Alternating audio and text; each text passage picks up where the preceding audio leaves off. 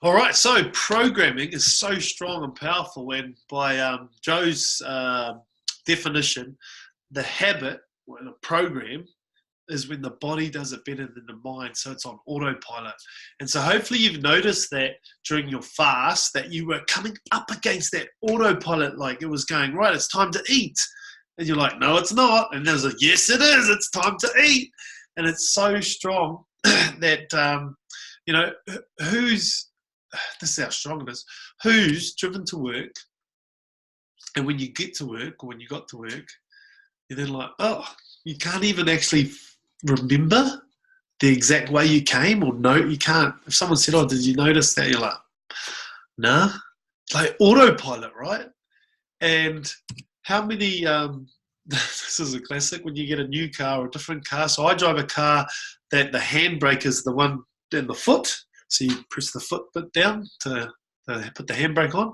When I go into my darling's car, hers is a normal handbrake. What happens every time I pull up is when I stop, my left foot goes to hit the foot brake, the foot handbrake. And it's not there. So my body just does it better than the mind without thinking. I'm on autopilot. I stop and it just hits out. And I'm sure you can think of other examples like the eating one, because we put it under pressure, we highlighted it, what our programming is. So what are your other areas? Like it could be the supermarket's another good one. We usually go down the same aisles and pick from the same shelf. Um, our morning routine, etc. And with my weight in particular, I woke up one day. I remember looking in the mirror and I was like, just like you did when you drive to work and you get there, you're like, what the heck? It's like, how the F did I get here? Looking at myself. And then after it was like, you shit, you suck. And so, what does the RAS do? It collects evidence to support that story or belief. So, there's a letter. What else? What else is on autopilot in your life? We've talked about others, the top three people that you might have stress or that you might have conflict with. What's your story and belief around them? But then what's your story and belief around, everyone else? Think about anyone who's kind of, because, used to be a nephew of mine, and I was like, second nephew. There's a story I had about him that he was selfish because I saw him take a whole plate of stuff from the kids once. And he may not have had breakfast that morning, right? Might not have breakfast for 2 days, who knows? But the story and belief I created, and so I collected evidence to support that story about him. We've done the eating one. What's your belief and story on exercising? Like for me, it was 5 times a day, and you have to go hard, 5 times a week, and you have to go hard out. Where'd that come from? Well, my training to be an athlete involved 5 days a week, almost 6 sometimes, and you had to be hard out. Like if you said to me now, if you said to me, oh, we're just going for a walk for some exercise, I'm like, that's not exercise. And so if I can't do something full on exercise-wise, I don't go at all. And so that meant for a period of time, I wasn't moving. I didn't do any movement at all because I didn't regard walking. So I've started to change that belief.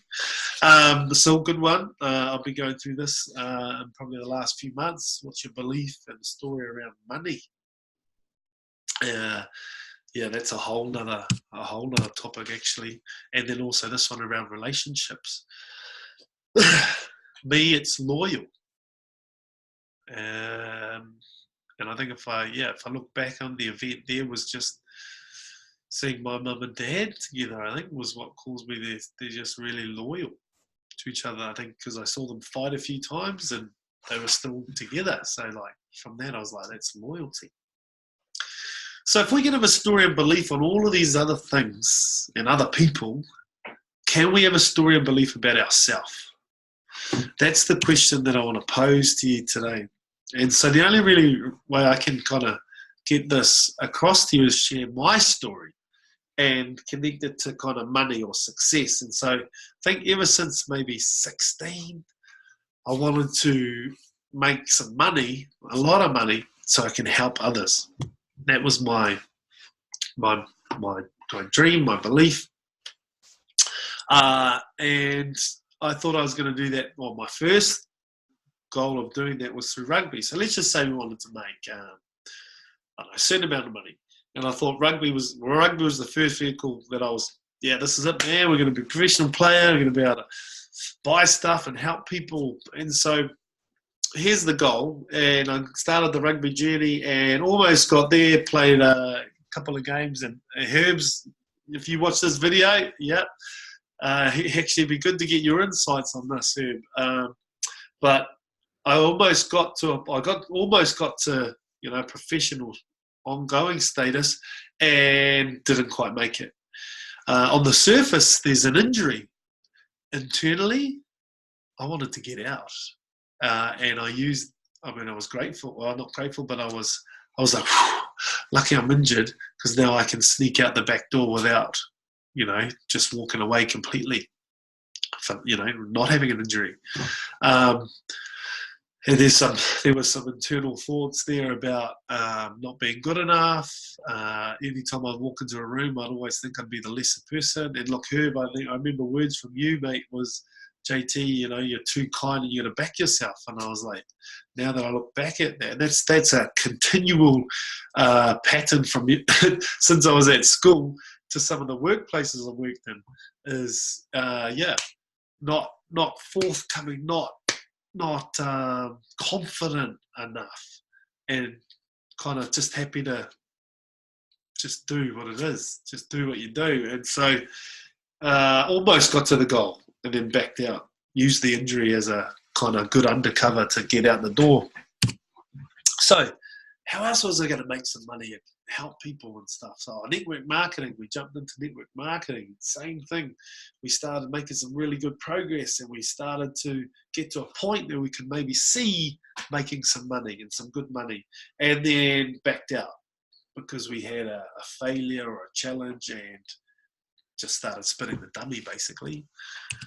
And then it was like, okay, what can we do now? So we were like, okay, go invest in houses. That was 2008. This was the property boom was just up until 2008 was just going off. Got to get in, get in a group of us together, chuck some money in as a group. 10 years later, we can't even sell the house in Auckland. Figure that bit out. I think we bought it for $480. We can't even sell it for $200 in Auckland because it's a leasehold. Long story, but summary of the story is try to do something. Didn't quite get there. Most recent, so 2 years ago, well, I'd been working at New Zealand for 5 years, was doing a great job, did some different things and really progressed the area that we were in. And had an option of, you could just hang around and try and progress through the organisation and, get some good money. And, hey, where else would you want to work if you love rugby? But I got out. I was kind of at that cusp and I was like, nah, not good enough. These guys actually, I'm out of here. And so there was this repeating cycle. And every time during the journey and during these events, the self-talk started to really, I noticed it all along, but I didn't really give it much weight. But when I look back on it, these were some of the words. You suck. I'd look in the mirror, you suck. I'd leave, left rugby, or every time I've left these things, actually, I look at these pictures and I'm like, the words that were coming out, you suck, not good enough, not worthy. And so we take those words, and that's why it's important to really notice some of the self-talk and the critic that over the last couple of days. And if we apply it back, okay, these words have been programmed into us. 140,000 lines of negative code being programmed. We think 75 to 80,000 thoughts, and most of them are negative a day, and then we repeat them the next day. Those words have got to come from somewhere, right? And so they're just this theme through my whole life. When I want to get picked for teams, This is a picture of Auckland Colts, and a lot of us went and trialled for New Zealand Colts, and I was like maybe 3 that didn't make it, not worthy enough.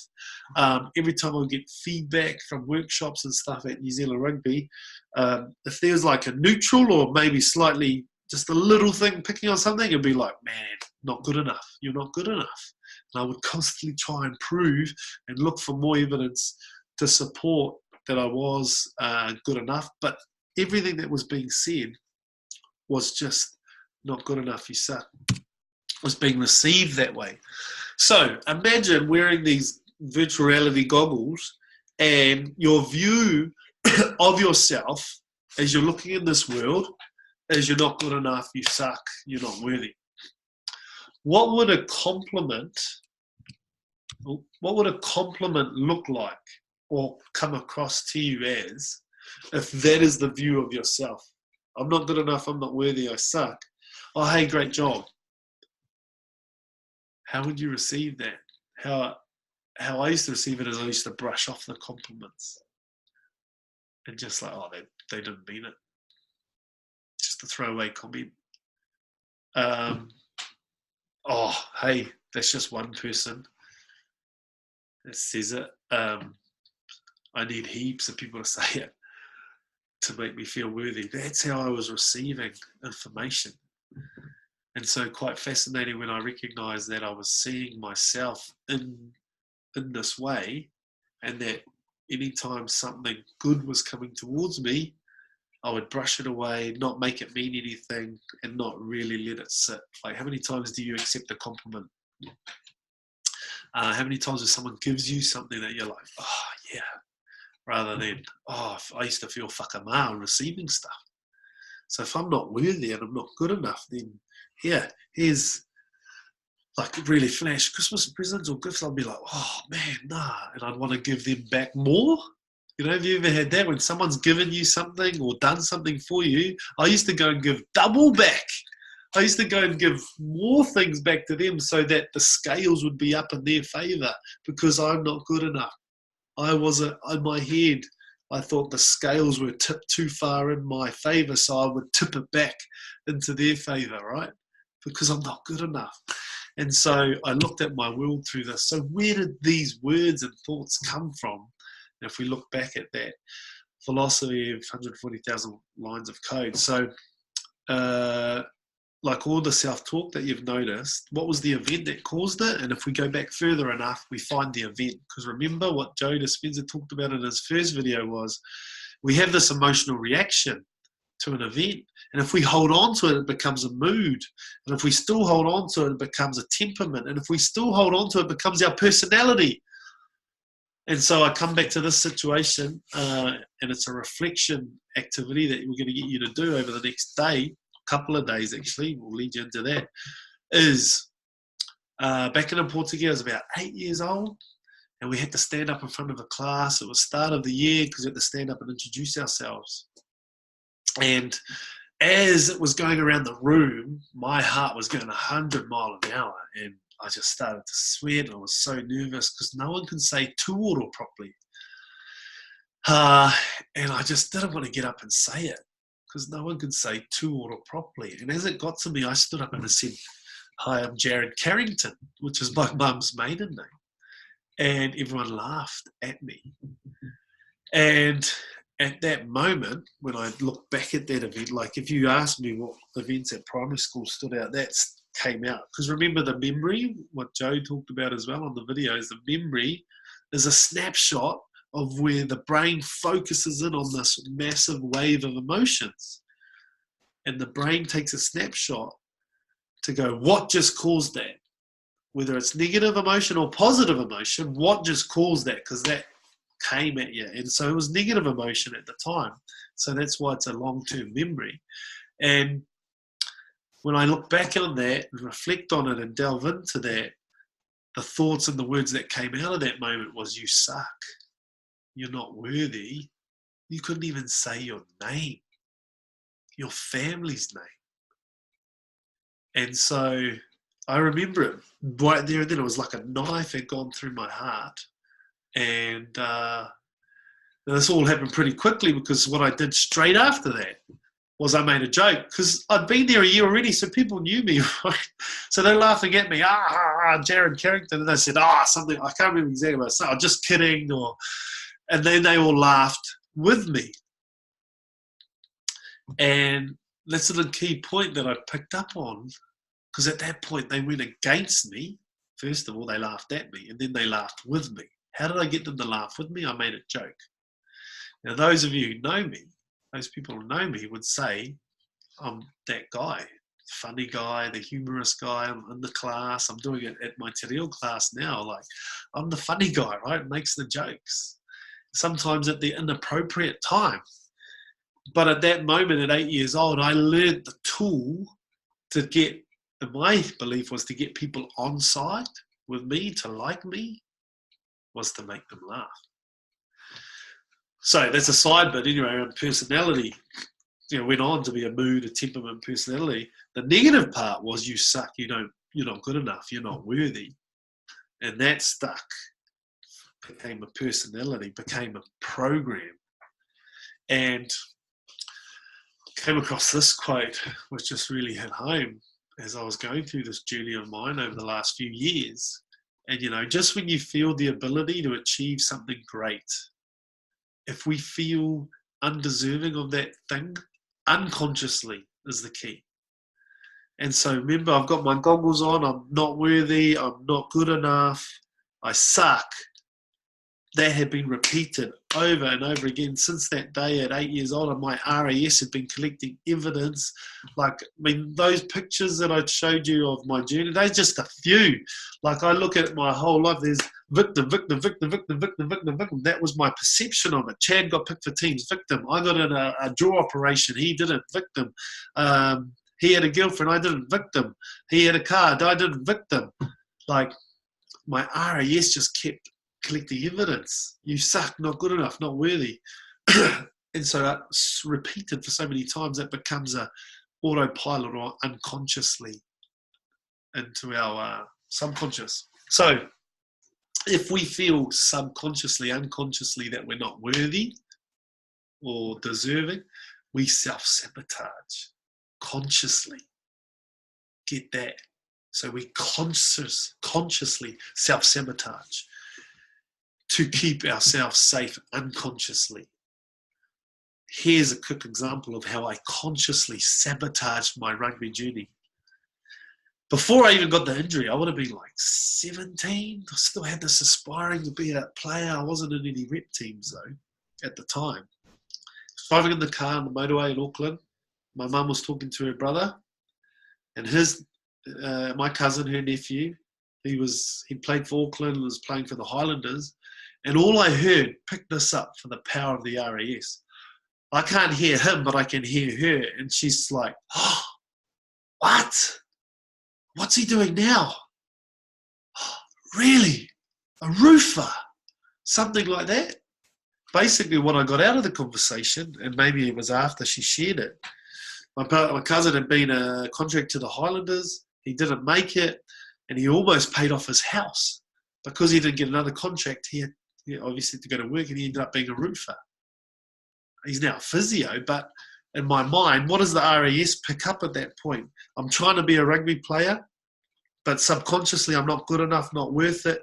So consciously, what I thought then was, fuck, and this is clear as day, and I remember many times sitting in the gym thinking this. I remember having a thought in that car at that point was, see, it's not worth it being a rugby player. Because you just end up being a roofer or something else at the end of it.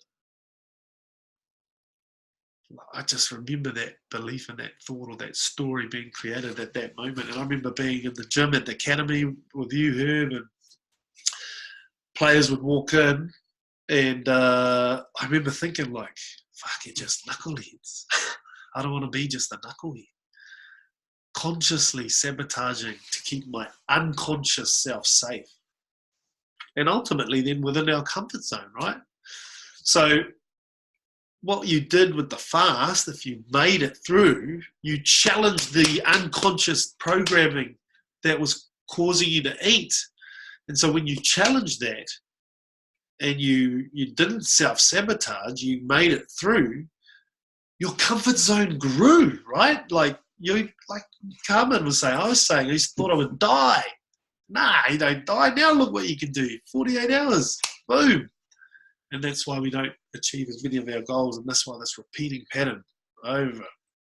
Remember, that comment like this hit home, like, if you keep doing the same thing, expecting the same result, isn't that called insanity? Like, that just kept coming back to me, and I was like, but I've changed stuff. Like, I've changed from playing rugby to working in rugby. I've changed.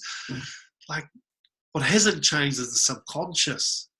And if we keep going with the subconscious, if we keep going with the same subconscious and new endeavors and new directions, we are going to get the same results. And so this ends the main lesson. I just encourage you to go into the solution video down below, because we are delving in and we are linking into the other solution strategies and systems to train the subconscious. And that's what this whole kaupapa is about, subconscious training. You know, it's like changing the soil in the garden so we get different fruit from the trees, or better fruit from the trees. Again, team, any questions? Like, this is a big topic and we're trying to jam it in, but any questions you might have, clarity, we're here. We really want you to get this, because it's been life-changing for me. JT out.